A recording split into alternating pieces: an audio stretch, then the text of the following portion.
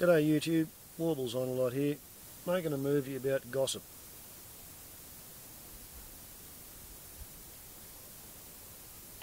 I left some comments on the thread at Loreleila's movie Making Shit Up, where I said it's a challenge to gossip while not lying, not exaggerating and cross-checking to find the actual story. And Loreleila said, I'd suggest if you achieve that it's no longer gossip. So, to my mind, gossip is any time two people informally discuss somebody else's sayings or doings, whereas apparently the English definition of gossip is that it's when two people meet to lie and exaggerate without cross-checking while talking about somebody else's doings. To my mind, some gossip is like that. Some gossip is vicious and malicious and point-scoring. But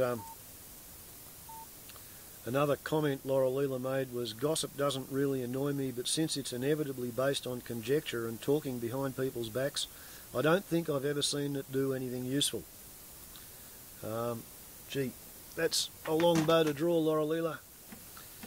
I'll give you one example from ancient history.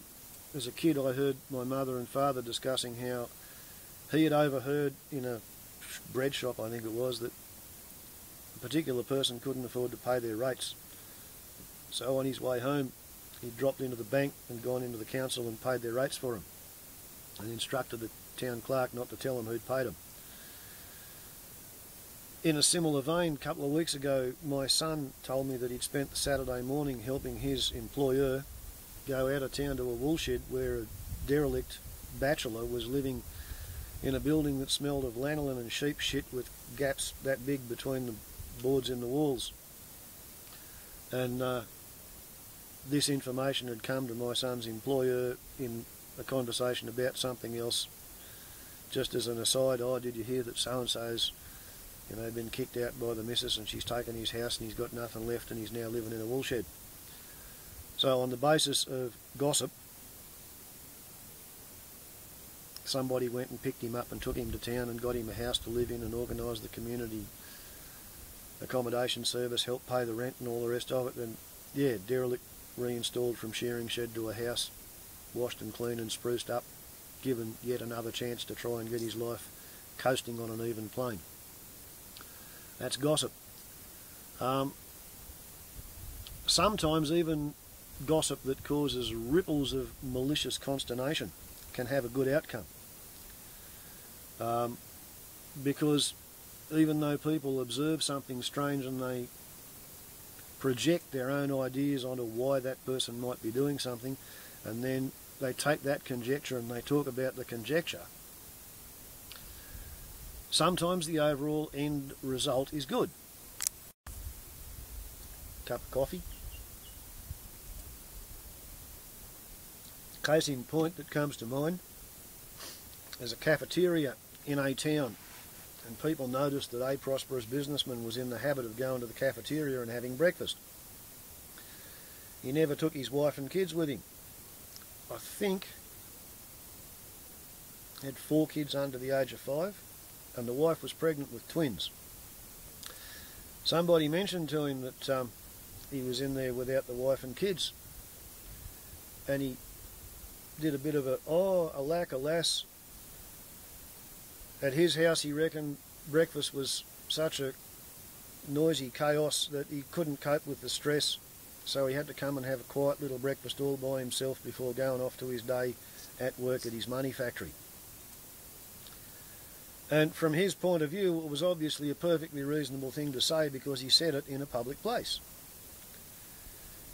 And the fact that he'd been behaving as such and speaking as such generated ripples of consternation up and down the main street all around the town. The grandmother's network took his mother aside and she took the businessman aside and wagged her little finger at him. And I don't know whether he stays and bonds with his kids by helping to feed them breakfast in the morning or not, but I know he has employed a nanny. So as a direct result of the gossip network and public disapproval of the way a prominent individual pillar of the community was acting, his wife's no longer run ragged off her feet, and the kids are getting breakfast fed in a sort of more regimented, orderly fashion. That's done by the Gossip Network. And the fact of the matter is that, in my experience, if the Gossip Network cannot deal with any issue, then it winds up in the House of Follies. I can think of a particular example, and in this case, it's a personal example, so forgive me, but I'll try and defang it. It's about an episode known as the Dance of the Disappearing Taillights. And the first time the Dance of the Disappearing Taillights could have happened could be as early as 1987 or 88, because the courtship was a bit rocky. But there came a time in 1991 when I was living up here on the rock block, and I was in a tent, and we couldn't afford to live together because we'd spent all the money from the lump sum from the workers' compensation settlement for my bad back. So the wife and kids were living as a sole parent with kids, and I was up here living on food parcels. And once or twice a week I used to go and visit the family home.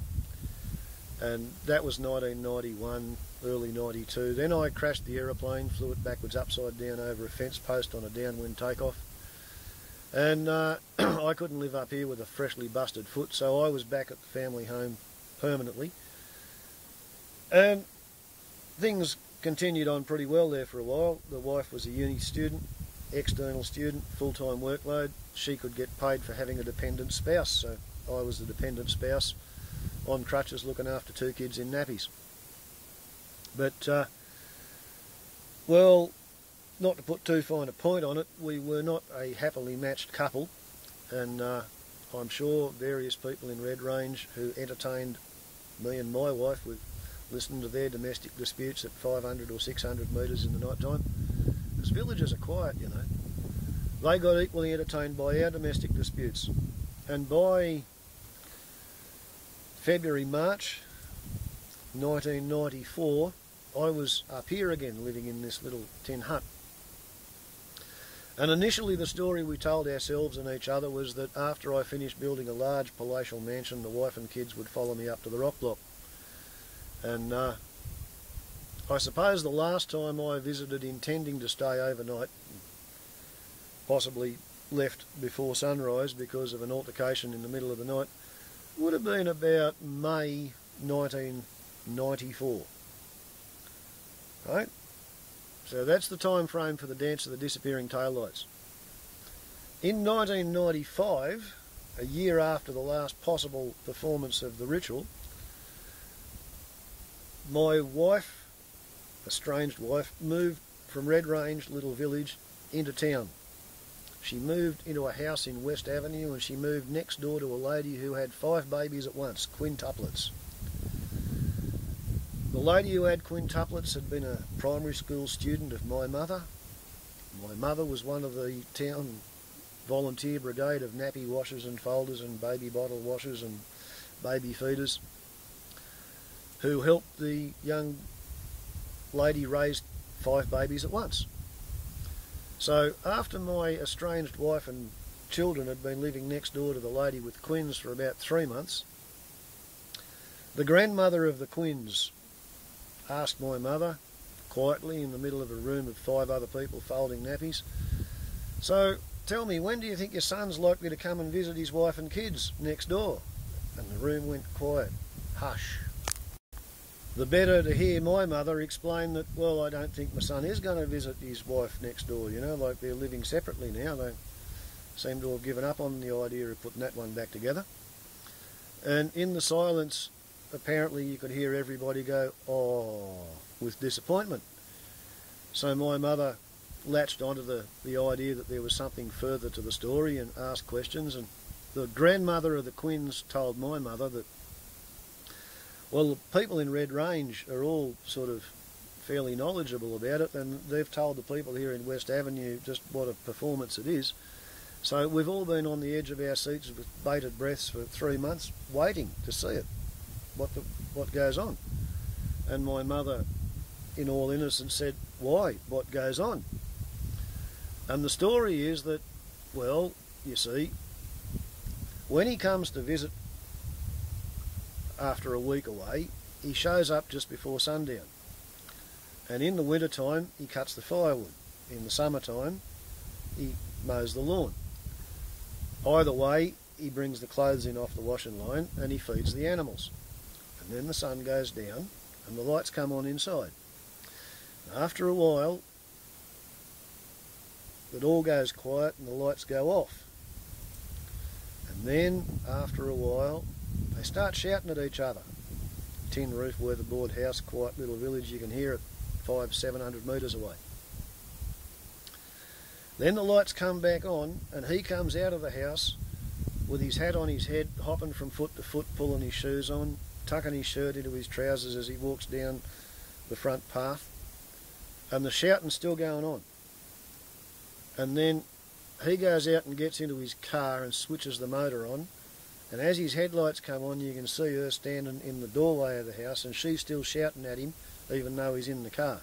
Then he backs out and turns through 90 degrees and he's on the bitumen, and as he drives off, that's when she starts walking down the front path, across the footpath, nature strip, onto the bitumen, and she gets out into the middle of the road, and as his tail lights disappear and become a little red speck into the distance, for the 2.5 miles before the road turns going from Red Range to town, she's out there in the moonlight or the stars, waving her arms and hopping from foot to foot and telling his tail lights at absolute full roar and volume 197 ways that she thinks he's a nasty person. And whereas he's put his clothes on as he's walked out there, she's just got out of bed and walked out onto the road and started telling his tail lights. So it's the dance, the naked dance of the disappearing tail lights. And the last time it happened would have been, March or April 1994, and I didn't hear about it until late in 1995. The Gossip Network didn't deal with the issue.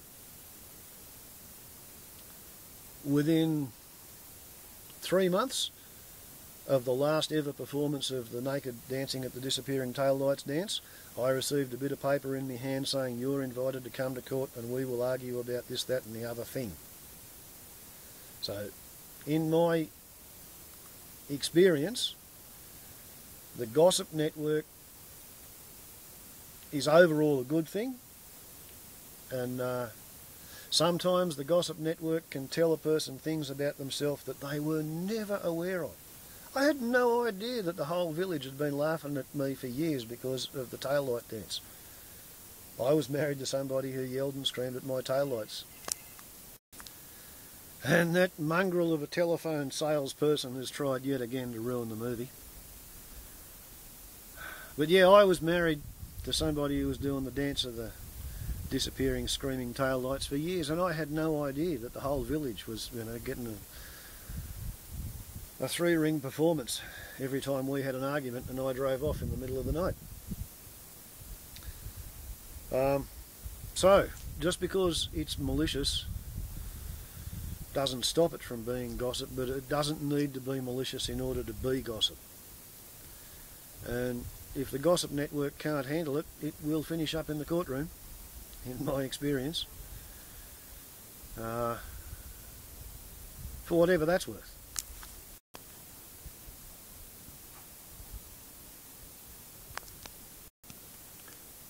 I am but a simple kangaroo feeder,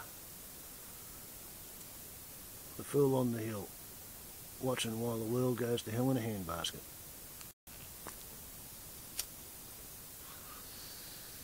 Warbles on a lot to Loreleila and YouTube. Don't be too worried about gossip. The idea is to roll with the punches and cross-check and divide everything by 2. Ciao.